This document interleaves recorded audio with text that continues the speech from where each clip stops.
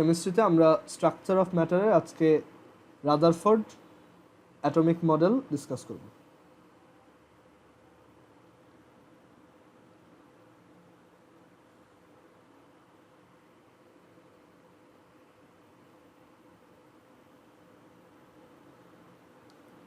So রাদারফোর্ডস atomic মডেলের ব্যাপারে আমরা লাস্ট ক্লাসে খুব ব্রিফলি কিছু আইডিয়া নিয়েছিলাম। তো আজকে আমরা ডিটেলসে এটার পয়েন্টগুলো একটু লিখব যে রাদারফোর্ড অ্যাটমিক মডেল অ্যাকচুয়ালি কী কী স্টেটমেন্টের উপর বেস করে বানানো। সো এটা হচ্ছে 1911-এ সায়েন্টিস্ট রাদারফোর্ড এক্সপেরিমেন্ট করতে গিয়ে বের করছিল। অ্যান্ড তার স্টেটমেন্টগুলো ছিল এরকম যে কোনো একটা অ্যাটমের সেন্টারে হচ্ছে পজিটিভলি চার্জড একটা হেভি পার্টিকেল থাকে, পজিটিভলি চার্জড একটা পোর্শন থাকে, এইটাকে আমরা বলি নিউক্লিয়াস।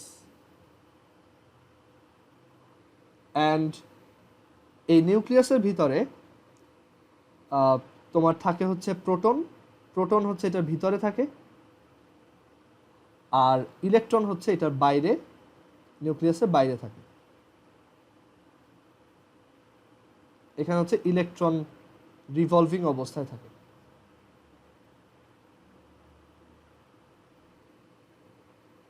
ওকে, সো আমরা এটাকে এভাবে লিখতে পারি যে in the centre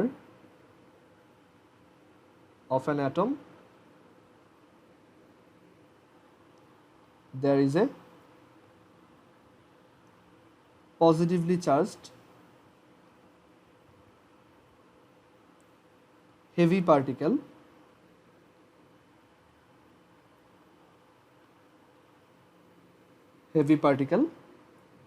and it is called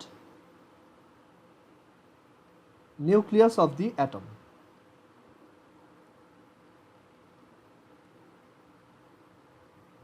এটাকে নিউক্লিয়াস বলে আর কি। আর protons are situated inside the nucleus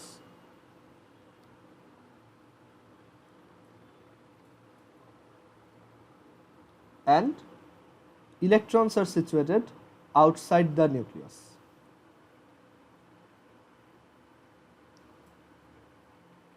এই স্টেটমেন্টগুলো খুব ভালো মতো মনে রাখবা, কারণ এগুলো সিকিউতে ডিরেক্টলি লিখতে বলে। ঠিক আছে, একদম যে এভাবেই বলতে হবে তা না, বাট মেইন কথাগুলো যাতে ঠিক থাকে।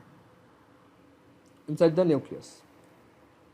আর এইখানে আরেকটা ব্যাপার হচ্ছে যে এই যে অ্যাটমের যে ভলিউম, তার থেকে ইলেকট্রনের ভলিউম হচ্ছে খুবই ছোট। ঠিক আছে, সো এখানে আমরা এটা বলতে পারি যে compared to the whole volume,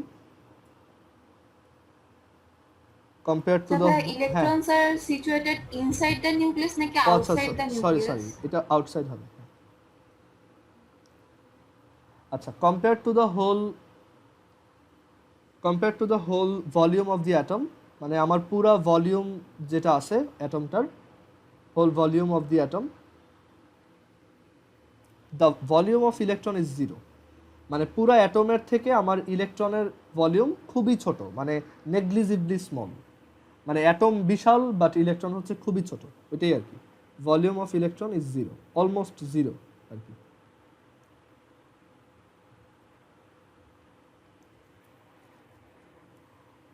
আচ্ছা, এবার 2 নম্বর পয়েন্ট, এটা হচ্ছে 1 নম্বর পয়েন্ট রাদারফোর্ড অ্যাটমিক মডেলের। 2 নম্বর পয়েন্টটা হচ্ছে যে আমার একটা অ্যাটমের ম্যাক্সিমাম জায়গায় হচ্ছে ফাঁকা। ওকে, একটা অ্যাটমের তোমার খুব অল্প একটু জায়গায় এই নিউক্লিয়াসটা থাকে, আর এছাড়া তার ম্যাক্সিমাম জায়গায় হচ্ছে ফাঁকা। আর এইখানে এইটা খুব অল্প জায়গায় থাকলেও এইটার ম্যাসটাই হচ্ছে পুরো অ্যাটমটার ম্যাস, কারণ ইলেকট্রনের ম্যাস নাই বললেই চলে, খুবই কম ওইটা। ঠিক আছে, সো এখানে 2 নম্বর পয়েন্টটা হচ্ছে the nucleus is very small, the nucleus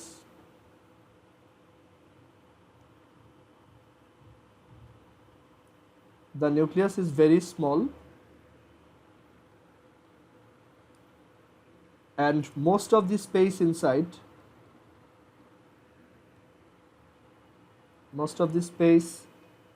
inside an atom is void. একটা অ্যাটমের ভিতরে ম্যাক্সিমাম জায়গায় হচ্ছে ফাঁকা। 3 নাম্বার স্টেটমেন্টটা হচ্ছে মানে অলমোস্ট এখানে তোমার 95% জায়গায় ফাঁকা, ঠিক আছে? এটা তুমি পার্সেন্টেজ দিয়েও মনে রাখতে পারো। আর 3 নম্বর পয়েন্টটা হচ্ছে যে electrons move round the nucleus, move around the nucleus in different orbits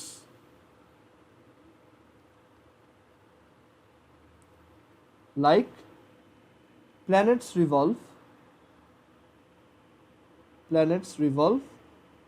around the sun. মানে সোলার সিস্টেমে সান যেরকম সানের চারপাশে যেমন প্ল্যানেটগুলো আলাদা আলাদা অরবিটে রোটেট করে বা অরবিট করে, সেইভাবে ইলেকট্রনগুলোও হচ্ছে নিউক্লিয়াসের চারপাশে রোটেট করে, ঠিক আছে? মানে এখানে সে একটা সিমিলারিটি দেখতে পাইছিল। আর এরপর 4 নম্বর পয়েন্টটা হচ্ছে যে the electrons with negative charge, ইলেকট্রনগুলো হচ্ছে negative charge, so the electrons with negative charge are attracted to the positively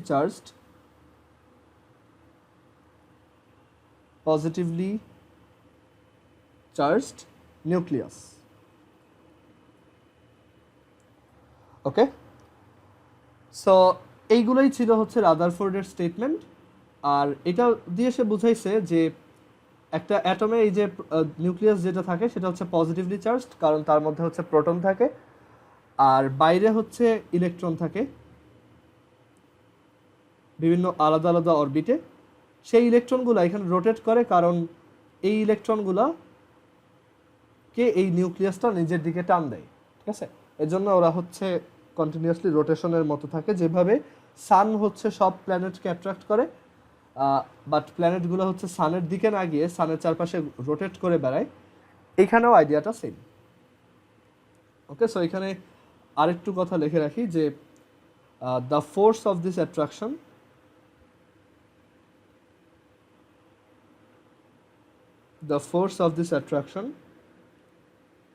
causes the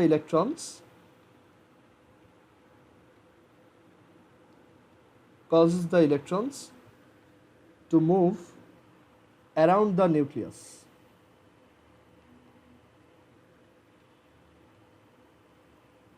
ওকে, মানে এই অ্যাট্রাকটিভ ফোর্সটার জন্যই এটা ওরা হচ্ছে এটার চারপাশে রোটেট করে, ইলেকট্রনগুলো হচ্ছে এই প্রোটনের চারপাশে বা নিউক্লিয়াসের চারপাশে রোটেট করে। আচ্ছা, সো এটা হচ্ছে রাদারফোর্ড মডেলের 4টা স্টেটমেন্ট, বাট তার এই স্টেটমেন্টগুলো অ্যাকচুয়ালি পুরোপুরি কারেক্ট ছিল না, ঠিক আছে? সো তার এই মডেলটার বেশ কিছু লিমিটেশনস আছে। সো আমরা এখন এই লিমিটেশনগুলো নিয়ে ডিসকাস করব। Limitations of Rutherford model.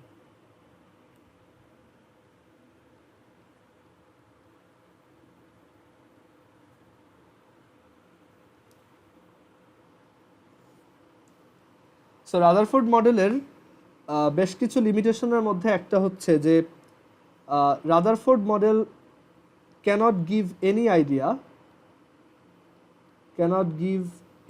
idea about the size and shape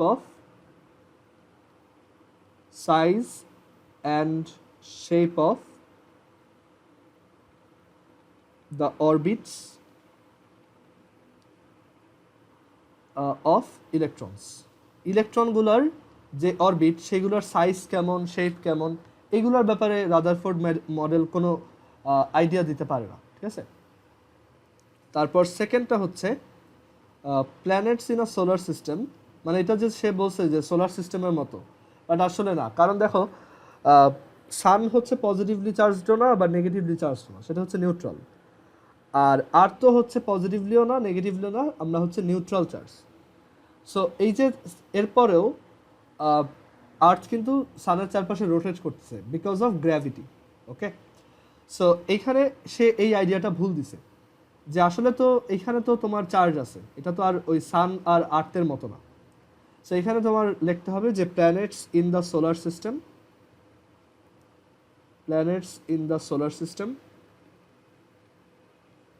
R electrically neutral, মানে তাদের কোনো চার্জ নাই, electrically neutral, but electrons and protons or electrons and nucleus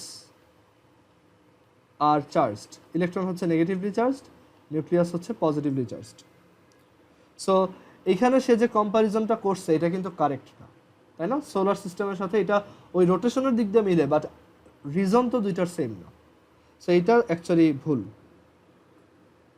তারপর রাদারফোর্ড মডেল এইটাও বলতে পারে না যে আসলে তোমরা হয়তো এইটা একটু পড়ছো যে একটা অ্যাটমের চারপাশে যদি ধরো টোটাল 4টা ইলেকট্রন থাকে, তখন বা ধরো 5টা ইলেকট্রন যদি থাকে,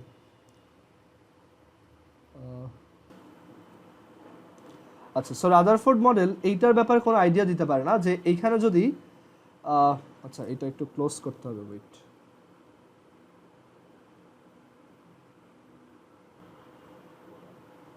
আচ্ছা, সো রাদারফোর্ড মডেল এটার ব্যাপারে কোনো আইডিয়া দিতে পারে না যে তোমার কাছে যদি ধরো 5টা ইলেকট্রন থাকে, সেই 5টার 2টা যে এই যে প্রথম অরবিটে থাকবে, 3টা যে তার পরের অরবিটে থাকবে, এইগুলোর ব্যাপারে আমাদের রাদারফোর্ড মডেল কোনো আইডিয়া দিতে পারে না। সো এর জন্য তোমার রাদারফোর্ড মডেল এই দিক দিয়ে ফেল করছে, ঠিক আছে? সো এটার থার্ড পয়েন্টটা হচ্ছে যে তোমার it cannot explain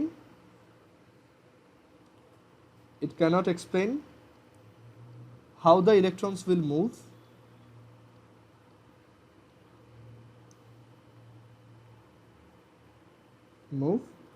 around the nucleus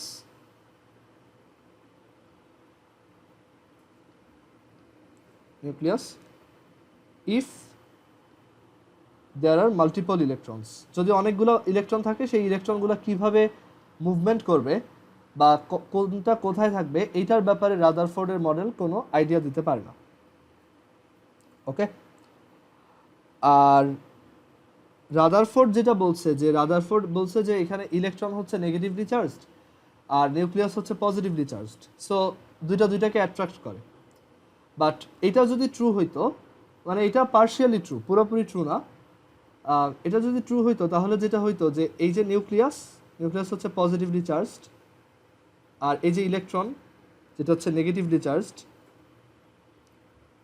charged, সেটা এইভাবে রোটেট করতে করতে একসময় এই অ্যাট্রাকশনটার জন্য একসময় এই নিউক্লিয়াসের মধ্যে পড়তো, ঠিক আছে? সো রাদারফোর্ডের থিওরি অনুযায়ী এইখানে অ্যাকচুয়ালি মানে রাদারফোর্ড যেটা বলছে সেটা অ্যাকচুয়ালি যদি ট্রু হইতো তাহলে এরকম ইলেকট্রনটা আস্তে আস্তে নিউক্লিয়াসে পড়ে যেত, তো তখন আমরা কোনো স্টেবল অ্যাটম পেতাম না। ওকে, সো এই যে থিওরিটা, এটা যে আস্তে আস্তে ইলেকট্রনটা যে এভাবে নিউক্লিয়াসে নেমে আসবে, এইটা হচ্ছে সায়েন্টিস্ট ম্যাক্সওয়েলের থিওরি থেকে আসছে। সো ম্যাক্সওয়েলের ইলেকট্রোম্যাগনেটিক থিওরি বলে এটাকে, যে ম্যাক্সওয়েলস ইলেকট্রোম্যাগনেটিক থিওরি says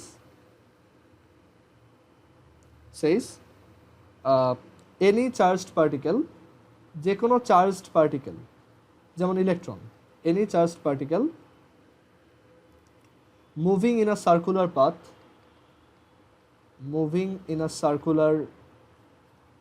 আচ্ছা পরের পেজে লিখি, moving in a circular path always radiates energy, মানে এই টাইপের চার্জড পার্টিকেল যখন কোথাও রোটেট করে সে হচ্ছে বাইরে এনার্জি ছাড়তে থাকে। Okay, always radiates energy and its radius gradually grows smaller.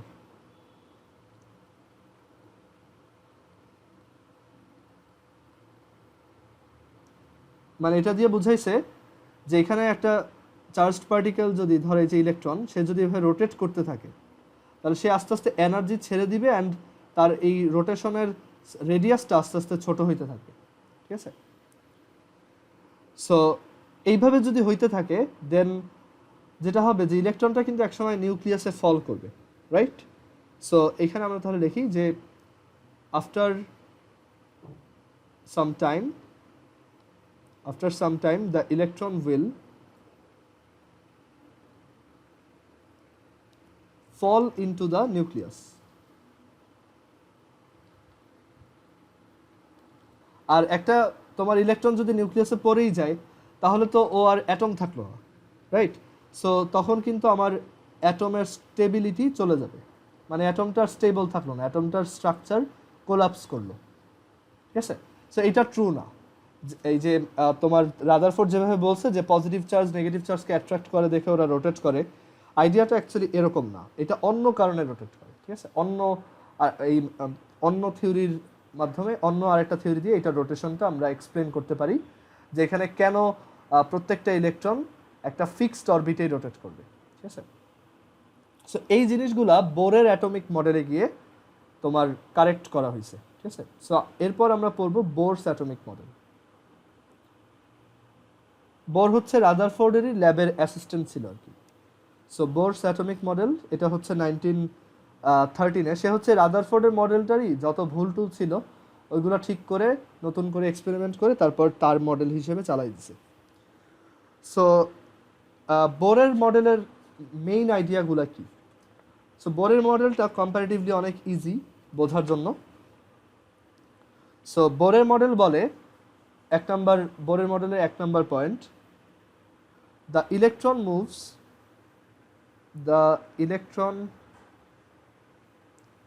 moves around the nucleus in a circular motion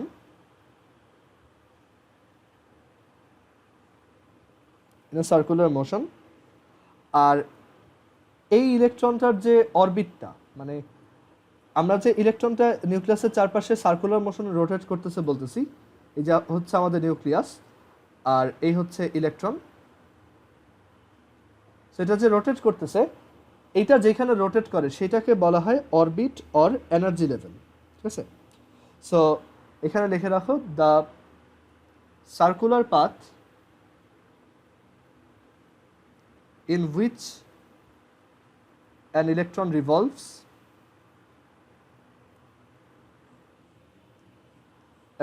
revolves is called orbit or energy level.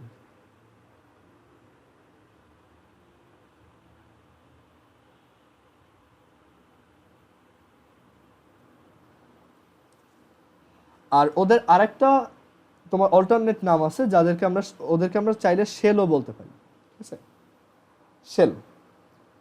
তো একটা ইলেকট্রন যখন একটা অরবিটে রোটেট করে সে ওই অরবিটেই রোটেট করতে থাকবে, অ্যান্ড এই রোটেশনের সময় সে কোনো ধরনের এনার্জি অ্যাবজর্বও করবে না, রিলিজও করবে না, ঠিক আছে? সো পরের পেজে লিখি এটা।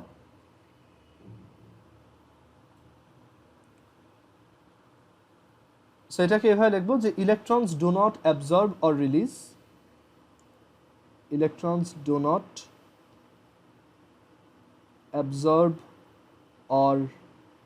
Release any energy when they revolve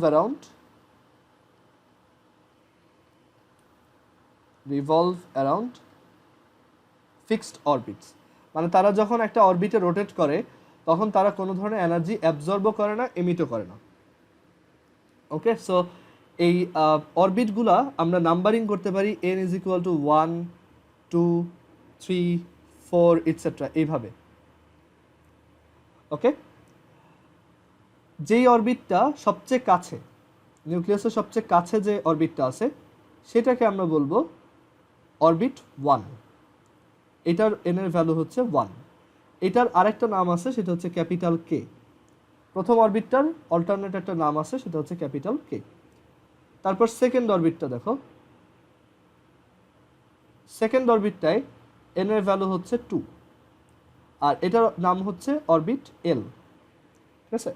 so এইভাবে n এর ভ্যালু 1 হলে কে, 2 হলে এল, 3 হলে n, 4 হলে ক্যাপিটাল এন এইভাবে চলতে থাকবে আর কি, ঠিক আছে। সো ফার্স্টেরটা কে শেল, তারপরেরটা এল শেল, তারপরেরটা এম শেল, তারপরেরটা এন শেল, এইভাবে চলবে। সো এই হচ্ছে বোর মডেলের তোমার ফার্স্ট স্টেটমেন্ট। দেন বোর মডেলের সেকেন্ড স্টেটমেন্ট হচ্ছে যে the angular momentum of an electron, angular momentum কথাটা কি এটা আমরা একটু পরে ডিসকাস করব। The angular momentum of an electron in an energy level, আমরা অরবিটকেই শেল বলি, এনার্জি লেভেল বলি, যেটা ইচ্ছা তুমি বলতে পারো। In an energy level is equal to mvr equals nh/2π, মানে একটা ফর্মুলা আছে যেটা ইউজ করে আমরা কোনো একটা অরবিটে একটা ইলেকট্রনের অ্যাঙ্গুলার মোমেন্টাম বের করতে পারবো। অ্যাঙ্গুলার মোমেন্টামটা বের করা যায় এই mvr ইউজ করে, যেখানে m হচ্ছে mass of electron which is 9.11 into 10 to the power minus 31 kg, v হচ্ছে velocity of the electron, ওই ইলেকট্রনটা কত ভেলোসিটিতে যাচ্ছে, r হচ্ছে radius of the energy level or orbit or shell, the energy level মানে যেখানে রোটেট করতেছে সেই অরবিটটার রেডিয়াস কত।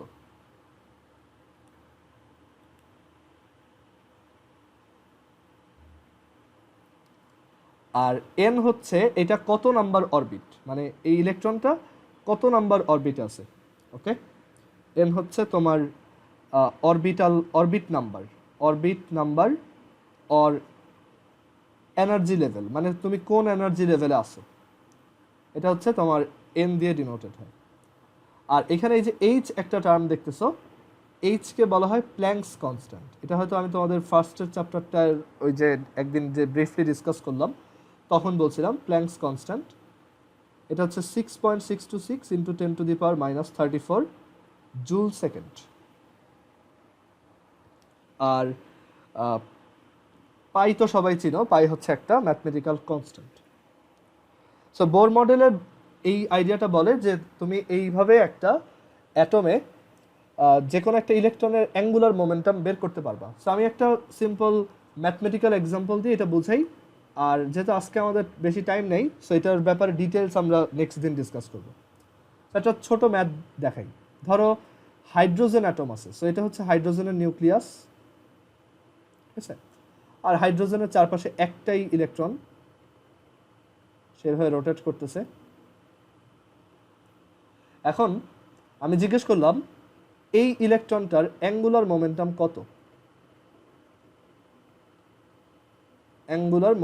কত, সো ফর্মুলা হচ্ছে দুইটা, mvr দিয়েও বের করতে পারো, মানে অ্যাঙ্গুলার মোমেন্টামের ফর্মুলা হচ্ছে যে এটা হচ্ছে mvr অর ওইটা হচ্ছে nh/2π। এখন এখানে আমার ইলেকট্রনের ম্যাস আমি জানি, বাট এখানে তো ভেলোসিটি দেয় নাই বা রেডিয়াস দেয় নাই, সো এইটা দিয়ে করা যাবে না। তার থেকে আমি এই ফর্মুলাটা দিয়ে করি। দেখো n হচ্ছে আমার ইলেকট্রনটা কোন অরবিটে আছে, এটা কিন্তু প্রথম অরবিটে আছে, ফার্স্ট অরবিটে আছে, সো n এর ভ্যালু হচ্ছে 1। h হচ্ছে planks constant 6.626 into 10 to the power minus 34। এইটার রিলেটেড ম্যাথ আমরা আরও পরে, মানে অন্যান্য ক্লাসে, নেক্সট ক্লাসে কেমিস্ট্রিতে আরও অনেক টাইপের ম্যাথ দেখবো, আজকে জাস্ট একটা বেসিক ম্যাথ দেখাচ্ছি। ডিভাইডেড বাই 2π, সো এখন এটা ক্যালকুলেট করো, 6.626 into 10 to the power minus 34 divided by 2π, this is 1.05 into 10 to the power minus 34, 1.05 into 10 to the power minus 34 joule second. এটার ইউনিটটা কিভাবে আসছে সবই আমরা পরে ডিসকাস করব, বাট এইভাবে আমরা চাইলেই খুব ইজিলি একটা অরবিটে তোমার ইলেকট্রনের অ্যাঙ্গুলার মোমেন্টাম বের করতে পারি, ঠিক আছে। So, এই ফর্মুলাটা বাসায় মনে রাখবো, একটু মেমোরাইজ করবা, mvr is equal to nh/2 pi. So বাসায় তোমরা কেমিস্ট্রিতে রাদারফোর্ড মডেলটা পড়বা, রিডিং স্টেটমেন্টগুলো মুখস্থ করবা বা নিজের মতো করে লিখবা, তার লিমিটেশনসগুলো পড়বা, লিমিটেশনসগুলো মাথায় রাখবা, পয়েন্ট অনুযায়ী মাথায় রাখবা যে সে কী কী ফল্ট করছিল তার স্টেটমেন্টগুলায়। আর এরপর হচ্ছে বোর মডেলটা পড়বা, আমি যেই পর্যন্ত পড়াইছি, বাকিটুক আমরা নেক্সট দিন দেখব। আর এই বোর্স মডেলটা যে একটা ফর্মুলা আছে, এই ফর্মুলাটা একটু ভালো মতো মনে রাখবা। আচ্ছা ঠিক আছে, তাহলে কালকে ভালো মতো এক্সাম দাও জেনারেল ম্যাথ। আর কোনো অঙ্কের যদি প্রবলেম হয় বা তোমার যদি মনে হয় যে এটা পারতেছো না, তাহলে তুমি পরীক্ষার পর আমাকে একটু এটা দেখাই নিও যে ভাই এটা কীভাবে করবো। ঠিক আছে, ওকে, তাহলে আজকে এই পর্যন্তই রাখি। আল্লাহ হাফেজ।